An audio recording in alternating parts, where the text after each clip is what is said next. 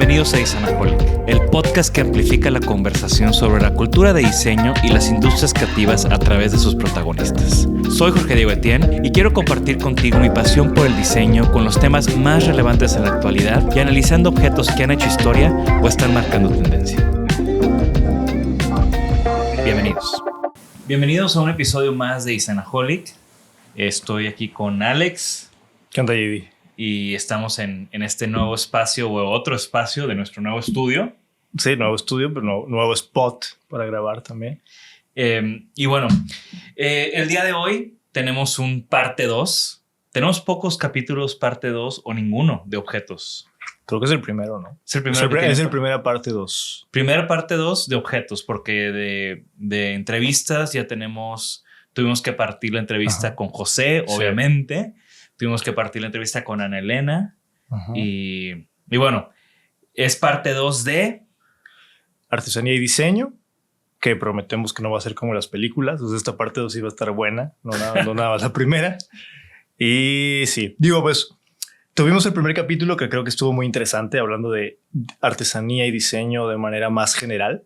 Y luego, pues conversando, pues yo te decía, ¿no? Y te pedía como un capítulo, creo que vale la pena, por la experiencia que hemos acumulado, un capítulo de artesanía y diseño, pero que tuviera que ver con proyectos en el estudio, ¿no? Finalmente hemos tenido muchos proyectos que tienen que ver con artesanía y pues últimamente, obvio, uno de los más grandes que hemos venido desarrollando en los últimos años, pues es el proyecto de Galeana. Y justo aquí tenemos una de las piezas favoritas de la colección de Galeana, el florero bola, se le quedó el nombre. Y con motivo también de que la exposición de Galeana en el Museo de Arte Popular de la Ciudad de México cierra el 14 de agosto, así que tienen pocos días, un par de semanas para visitarla, no se la pierdan. Es la tercera parada de esta exposición que ya estuvo en el Centro Cultural Plaza Fátima aquí en San Pedro, estuvo en el PAD Jalisco, en el hermoso edificio Arroniz de la Secretaría de Cultura de Jalisco, y luego viaja al Museo de Arte Popular.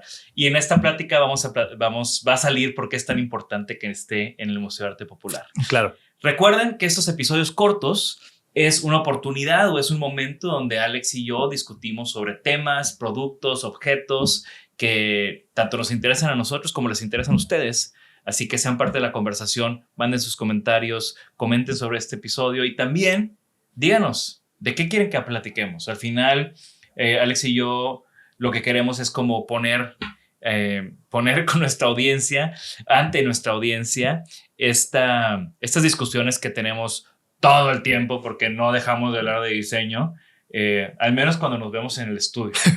Sí. Diseño y artesanía en este caso. Diseño y artesanía, exacto.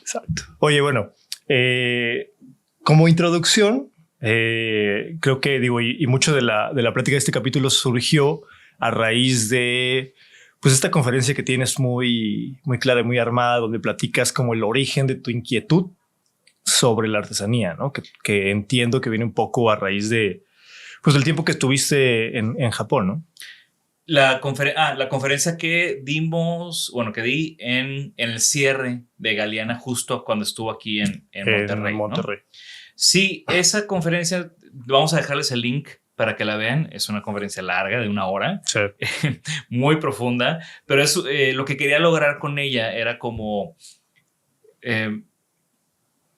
ordenar estos 10 años de trabajo de artesanía y diseño del estudio, y también como revisitar ese año que estuve en Japón, en el 2011, justo antes de abrir el estudio.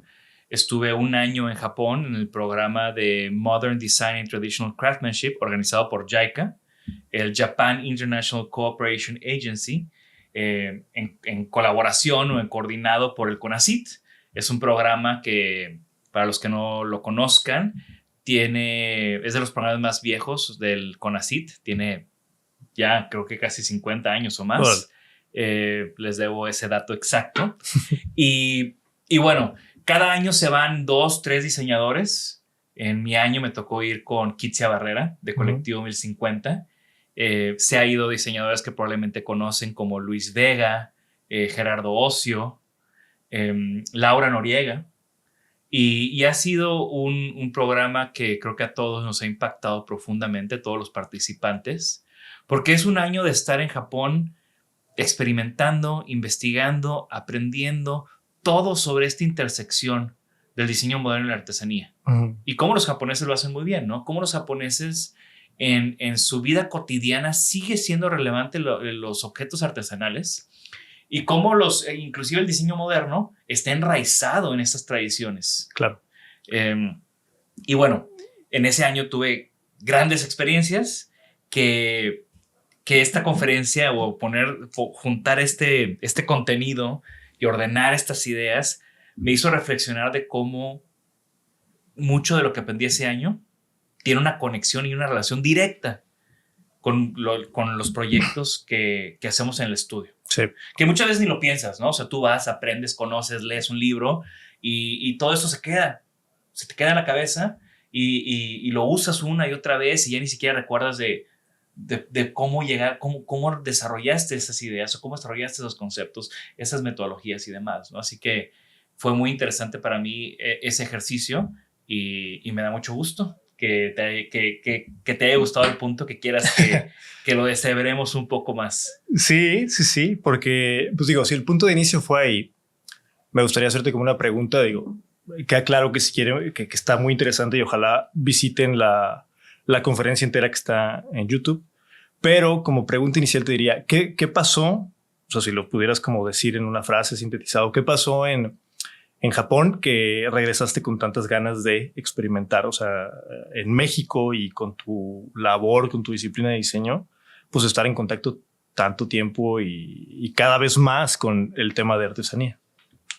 Pues te digo, fue algo, cuando alguien me pide que resuma ese año en Japón, mi mejor manera de resumirlo es todos los días batallaba para dormirme porque todos los días conocía o aprendía algo que me volaba la cabeza.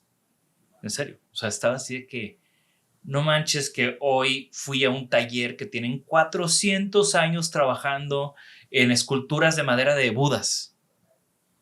O sea, güey, ¿cómo? 400 años. No mames. O sea, eran como muchos sentimientos muy abrumadores o muchos aprendizajes muy abrumadores que al final pues te hacen pensar mucho de por qué en México la artesanía no tiene tal vez o no ha tenido ese valor. Regresando al podcast pasado, que también vamos a poner aquí el link, que platicábamos, ¿no? Del gran labor de Kitsia Barrera con Colectivo 1050, esas exposiciones que ha armado, este libro que hizo de Barro y Fuego, cómo le dan ese valor y ese valor justamente le dan un valor al trabajo artesanal y a las tradiciones milenarias en México, ¿no? Y creo que también con Galeana hemos querido hacer un poco de eso, darle un valor a la artesanía del alabastro en Galeana, Nuevo León, y lamentablemente, bueno, no lamentablemente, pero sí tiene que ocurrir algo así como una exposición en un museo, como un libro, que son las cosas que como que van pateando hacia el frente, sí. El tema de la artesanía. Una de los aprendizajes o de las cosas también, reflexiones más grandes que tuve en Japón, que tú de seguro ya escuchaste 50 veces. Nuestra audiencia, tal vez un par.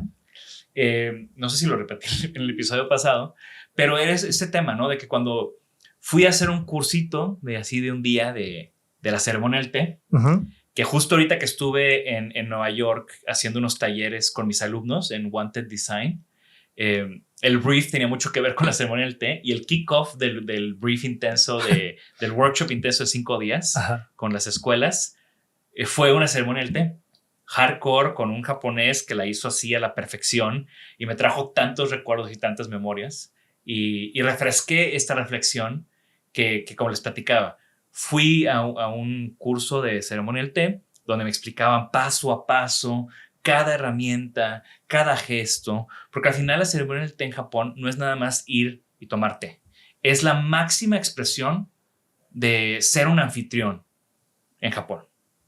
Y va desde recibir a alguien, cómo lo sientas, de que platican, cómo lo le vas dando cosas, cómo lo vas integrando también en el proceso, ¿no?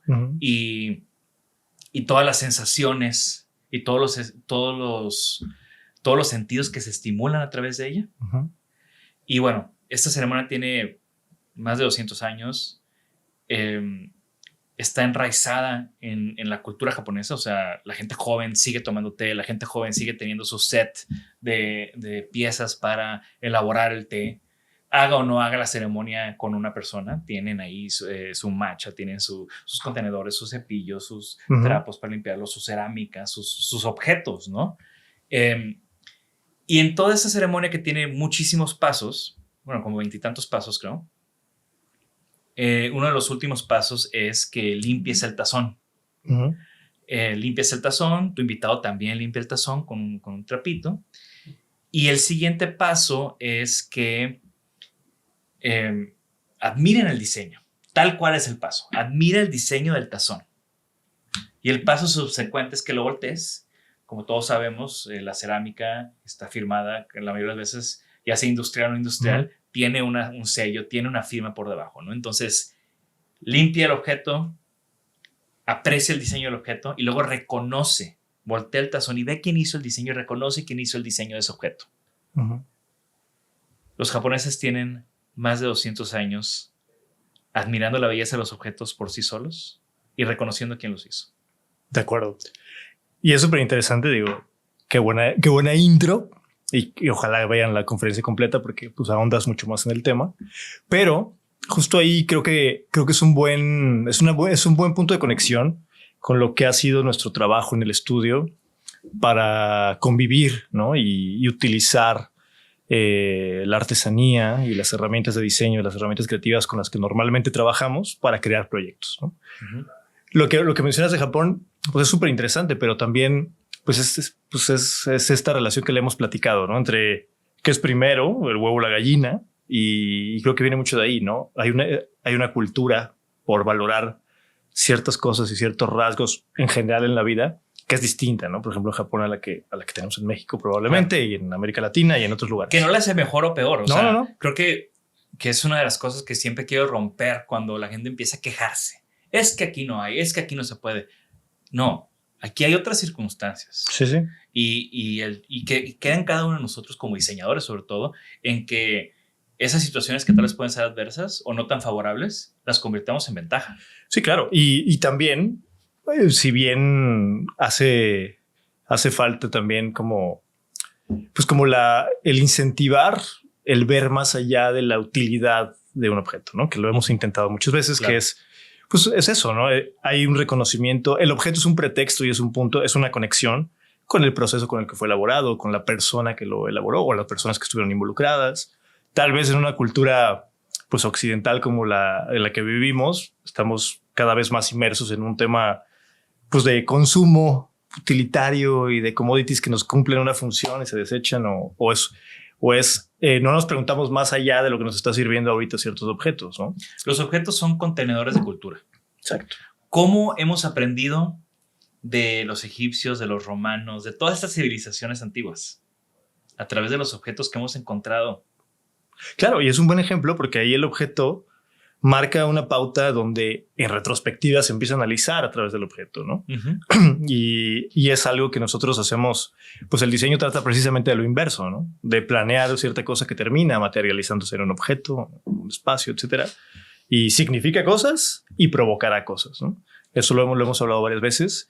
Y luego también se convierte en qué pena que en X miles de años, si es que todavía existe la Tierra, la gente descubra o quiera hablar de nuestra cultura o de lo que somos hoy en día viendo plástico y botellas de PET. Sí. Digo que si lo piensas, también hemos platicado, ¿no? Si lo piensas, pues a lo mejor también hay algunos egipcios que se avergonzarían de sus vasijas, pero pues evidentemente hoy en día tenemos una conciencia mucho más amplia y podemos ver claramente las consecuencias de lo que estamos haciendo y sin embargo pues, lo seguimos haciendo, ¿eh? Pero en relación a los proyectos del estudio, por ejemplo, tomando como el hilo de lo que es Galeana, pues ahí creo que está interesante hablar de qué fue lo que provoca Galeana o qué es lo que significa Galeana para nosotros como proyecto, ¿no? O sea, el proyecto contiene muchas cosas. El proyecto contiene diseño, el proyecto contiene artesanía, contiene producción, contiene una cadena comercial finalmente porque las piezas están a la venta. Es un proyecto general que tiene como base y como piedra angular muy, muy importante la artesanía. Pero ahí creo que es algo de lo que queremos hablar, ¿no? Como la artesanía forma parte de algo más grande, ¿no? Sí, lo interesante con Galeana es que, pues primero nace con esta inquietud de, oye, hace mucho que no hacemos algo como nuestro, sin un cliente de por medio. Y porque ya no habíamos, o sea, nosotros siempre, el trabajo del estudio pues está principalmente basado en consultoría con clientes, ¿no? Y utilizábamos eventos como nuestras exposiciones en Milán o en Nueva York o en París para hacer algo nuestro, sin un cliente de por medio, un poco más como de statement, algo que refleje nuestros valores o refleje nuestra manera de pensar, etcétera, ¿no? Entonces, ya eso fue nuestra última exposición en Milán, fue 2018 y ya habían pasado un par de años que no teníamos una exposición y así fue como nace esa inquietud de pues vamos a hacer un proyecto aunque no tengamos, aunque no sepamos dónde lo vamos a mostrar, hay que hacer un proyecto de nosotros. Y lo primero que pensé fue, vamos a hablarle otra vez al maestro Francisco Charles. Ya hemos trabajado con él en el 2014 para la exposición Artesano entre Artistas, lo conocimos a través del MAP, por eso la importancia de que Galeana esté ahorita en el MAP, porque toda esta historia nace en el MAP. Nace en el 2014 cuando me invitan a esta exposición y me dicen, trabaja con cualquiera de los artesanos que tenemos en nuestro padrón de más de 400 artesanos por todo México y que me doy cuenta que nada más había 2 en Nuevo León. El maestro Francisco Charles, que trabaja el alabastro en Galeana, y el maestro Ismael Barrón, que trabaja con piel cincelada aquí en Monterrey. Y yo quedé fascinado aquella vez. Hicimos la pieza Correlated, que igual les ponemos también el link a la página web para que la vean.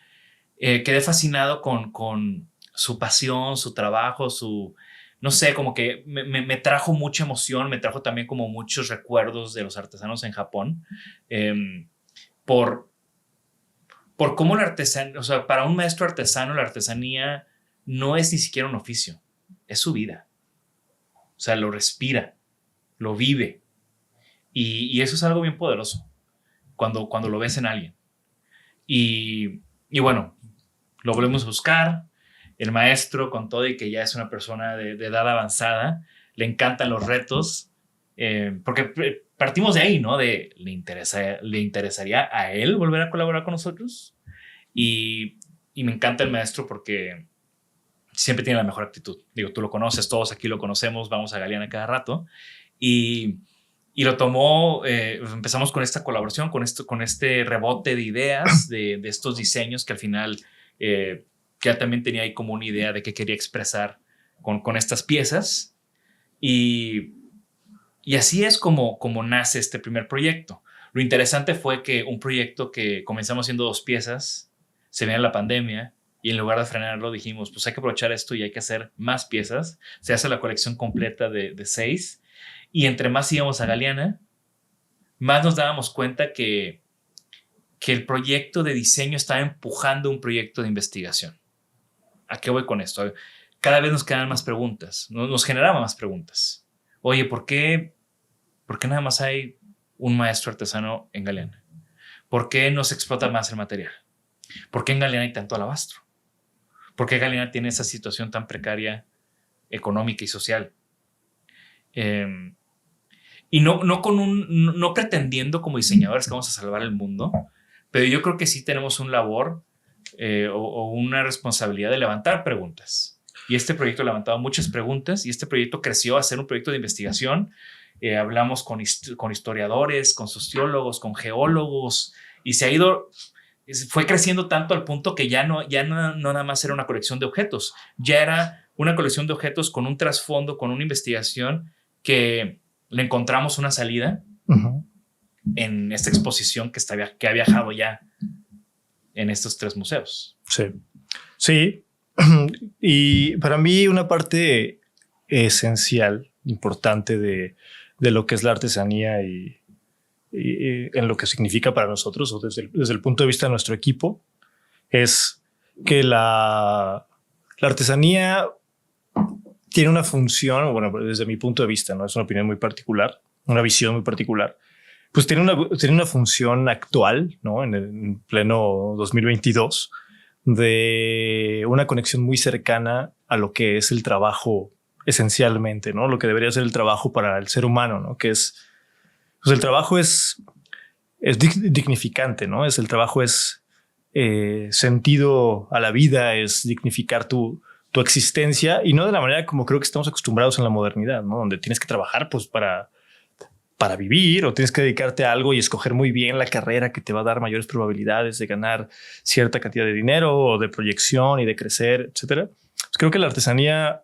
es como una parte esencial del trabajo, ¿no? Que es poder ver materializado el fruto de tu esfuerzo, ¿no? Y los artesanos lo tienen, ¿no? Y lo viven.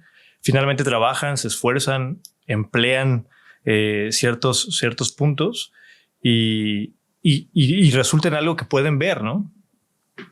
Y esta manera Galeana nos ha acercado mucho a ese punto, ¿no? Y eso conecta, digo, con el maestro Francisco Charles, pues lo hemos visto de entrada, ¿no? Creo que como creativos, como diseñadores, también tenemos mucho la posibilidad de hacer eso, ¿no? O sea, crear y ver materializado lo que creamos. De pronto en otro tipo de trabajos, en otro tipo de ocupaciones es más difícil, ¿no? Eres parte de una cadena más grande donde probablemente tu esfuerzo y tu trabajo cotidiano jamás entiendes ni ves en qué termina reflejado, ¿no? Y me parece que no es bueno ni malo, simplemente que dificulta la posibilidad de ser consciente de lo que produces. Y los artesanos lo tienen. Y se me hace una gran maravilla, ¿no? Nosotros cuando hemos estado ahí platicando con Francisco Charles lo vemos y nos damos cuenta que una de las principales aportaciones que nos ha hecho es que cada quien piensa totalmente distinto, ¿no? Y tenemos prioridades totalmente distintas y que somos diferentes. Y la gran maravilla es tener esto que une a estas dos visiones totalmente distintas, ¿no? Y ahí está el punto importante. O sea, para trabajar con artesanos tenemos que respetar su trabajo, respetar sus procesos, respetar sus tiempos y no querer llegar a imponer. Son tiempos diferentes. Y este proyecto es un proyecto que ya llevamos 3 años trabajando con él y hemos producido pues, relativamente pocas piezas para 3 años, ¿no? Creo que íbamos en la pieza 30 y tantos. Porque nada más aclarando, estas piezas son una edición de 10 piezas cada una y son 6 piezas en la colección. Y sí, no, porque creo que también con los artesanos de repente, y más hablando de diseño, y tú lo sabes, como que se habla de los artesanos como si fueran bebés, ¿no? O sea, también como de llegar y tratar, o sea, ¿no? Pues es que somos 2 personas diferentes, 2 necesidades distintas, 2 ritmos distintos y que se busca encontrar un sano equilibrio, ¿no? Sano balance, como lo hemos buscado nosotros, ¿no? Nosotros no hemos convertido ni nos ha interesado convertir al maestro Francisco Charles en una máquina de producción en serie de piezas de alabastro, ¿verdad? Porque pues no es el objetivo, ni él lo va a hacer, ni él accedería. Sin embargo, hemos encontrado el punto medio para poder programar la producción, para poder estimar tiempos de producción y de entrega. Es decir, meterle un poco de pronóstico, ¿no? De programa y de seguridad en lo que se está produciendo, pero sin alterar su proceso y finalmente su manera, su técnica. Entonces creo que esa parte también es importante porque hay como mucho mito, ¿no? Alrededor del diseño y la artesanía, y nosotros cuando nos han preguntado lo de Galeana decimos, pues es que nos interesa. O sea, el principal motor de eso es que nos interesa. Nos llama la atención, nos da curiosidad, ¿no? Y no está muy lejano a nuestra realidad. O sea, justo ahorita está la exposición Una modernidad hecha a mano en el MUAC, curada por Ana Elena Malet, otro gran proyecto de Ana Elena. Vean si les interesa también, ya la entrevistamos, ahí les dejamos aquí el link en los show notes, que habla de cómo en México, pues, este tema de que realmente somos modernos, industriales, o sea, esa industrialización, esa modernidad, pues ha sido muy artesanal de alguna manera. Nosotros lo estamos viendo ahorita con varios proyectos de la oficina que sí son proyectos con talleres o que son proyectos con industria, pero que sigue teniendo un componente de hecho a mano, claro, de producción, de oficio, de trabajo de trabajo, de skills, que es esta experiencia que tiene la gente que lo trabaja, que también es algo que se conecta con lo que yo decía con el Choose Your Bullets, esta lapicera, claro, que fue de los primeros diseños que hice yo como humano, que yo le llamaba a... o sea, es hecho en un torno, pero la inteligencia manual de la gente que trabaja ese torno, pues son artesanos industriales, pero siguen siendo artesanos. Totalmente. Y nosotros hemos visto a lo largo de los años, tú más, pero tú has visto cómo cambia el valor que la gente que lo posee le da cuando entiende el proceso que hay detrás para fabricarlo. Y no solamente eso, digo, como seres humanos siempre nos ha intrigado y fascinado un objeto o algo por la complejidad que requiere, por mera empatía, ¿no? Dices, bueno, si yo hiciera eso me tardaría mucho, es complicado, no lo puedo hacer. Automáticamente tendemos a valorarlo, ¿no? Pero en este caso, pues es un producto que lo ves, es bonito, es estético, está cool, está relacionado contigo, con el estudio, ¿sí? Pero también cuando las personas entienden un poco el proceso, como dices tú, como de artesanía industrial que lleva, porque depende muchísimo de la mano del ser humano, pero es estar auxiliado por herramientas. En este caso es un torno, una herramienta un poco más sofisticada que un cincel y un martillo, pero ambas siguen dependiendo muchísimo de la precisión y de la técnica del humano que las maneja, ¿no? Claro. Y eso ahí es donde mete mucho como en la línea, como difusa, ¿no? De pues, ¿qué es artesanía y qué no? Pues, a lo mejor la artesanía que se mide en años, ¿no? En años de tradición, en técnica o lo más como básico que se puede utilizar de herramientas, etcétera. Pero pues también hoy en día en la industria y en México conocemos mucho de eso. Pues también hay muchos procesos semi-artesanales, ¿no? En la industria, insertados en la industria totalmente, ¿no? Claro. Y bueno, ya para empezar a cerrar este tema que va a haber una parte 3 de seguro. Vean la parte 1, los invito a que vean esta conferencia que les vamos a dejar aquí el link para que la vean, comenten y creo que es un tema que podemos, con la ayuda de nuestra audiencia, de nuestro querido público, que nos digan en qué tema quieren que nos adentremos más de este paraguas que es el diseño artesanía, que en México es algo tan relevante. Visite las exposiciones Galeana en el Museo de Arte Popular de la Ciudad de México, en el Centro Histórico de la Ciudad de México. Está hasta el 14 de agosto. El sábado 13 de agosto vamos a tener un evento de cierre. Estoy organizando un panel. Ya estará anunciado cuando salga este episodio. Ahí también ponemos toda la información. Y la exposición de Ana Elena Malet en el MUAC de una modernidad hecha a mano, para que también la vean. Y si quieren conocer más del proyecto de Galeana, entren a www.galeana.design, donde está toda la investigación, todas las piezas, todo el proceso.